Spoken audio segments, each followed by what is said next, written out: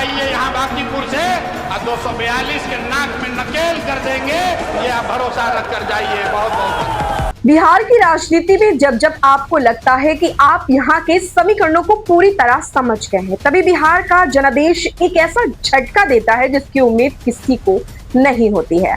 आज बात उस चर्चित उपचुनाव की है जिसने पूरे बिहार ही नहीं बल्कि देश भर के तमाम राजनीतिक पंडितों को हैरान कर दिया। बांकीपुर बीजेपी का वो किला जहां बदलाव नामुमकिन माना जाता था। बात हो रही है पटना की बांकीपुर विधानसभा सीट की।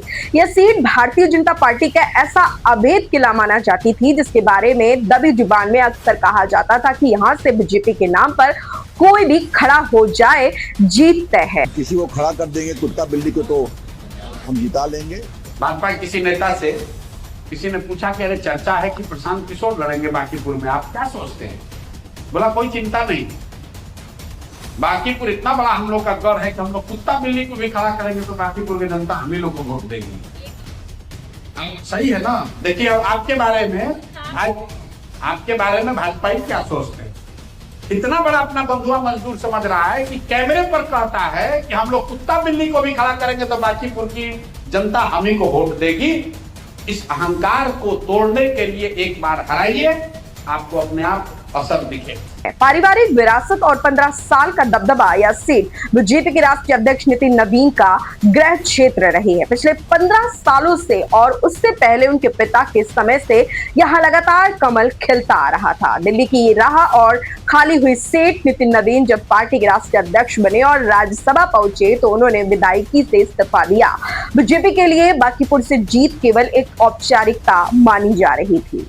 आज पूरे विश्व में भारत का तिरंगा लहराता है, सम्मान के साथ हम आगे बढ़ते हैं तो कहीं ना कहीं भाजपा कार्यकर्ताओं का परिश्रम है, भाजपा नेता कार्यकर्ताओं की कुर्बानी है, तभी आज भाजपा इस प्रकार से विशाल देश की सबसे बड़ी पार्टी बनकर विश्व की सबसे बड़ी पार्टी बनी है। इसका श्रेय किसी को जाता है तो आप कार्यकर्ताओं को जाता है। पार्टी ने नीरज सिन्हा को मैदान में उतारा और पूरी तरह आश्वस्त थी। दूसरी तरफ थे प्रशांत किशोर। नवंबर 2025 के विधानसभा चुनाव में 243 सीटों पर दांव लगाने के बाद जब उनकी पार्टी को 0 सीटें मिली तो सोशल मीडिया से लेकर राजनीतिक गलियारों तक उनका जमकर मजाक उड़ाया गया। लोगों ने कहा कि दूसरों को चुनाव जिताने वाला चुनावी रणनीतिकार खुद अपनी सीट या पार्टी का खाता तक नहीं खोल पाया।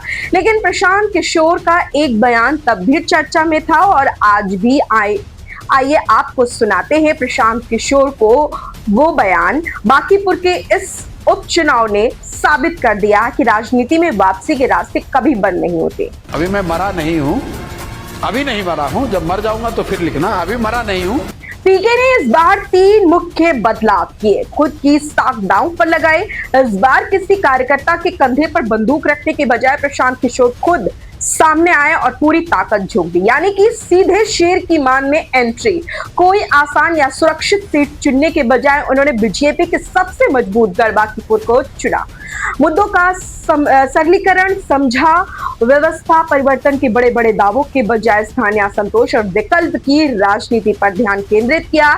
जब मतगणना शुरू हुई तो पहले राउंड से लेकर आखिरी राउंड तक प्रशांत किशोर की बढ़त कायम रही और आखिरकार उन्होंने बीजेपी के इस अभेद किले को ध्वस्त कर दिखाया।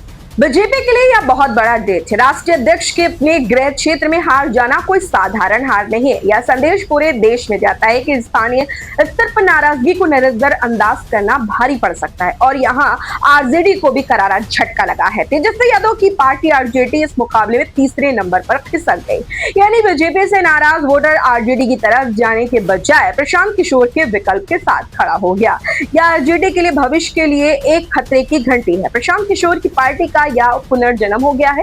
भले ही एक विधायक के जीतने से राज्य की सरकार या मुख्यमंत्री का चेहरा नहीं बदलता, लेकिन इस जीत ने पीके को एक मजबूत जायंट किलर के रूप में स्थापित कर दिया है। अयोध्या से लेकर बांकीपुर तक भारतीय मतदाता ने बार बार यह साबित किया है कि राजनीति में कुछ भी परमानेंट नहीं होता, ना कोई हिला ना कोई मजाक। जनता केवल समर्पण और विकल्प को देखती है।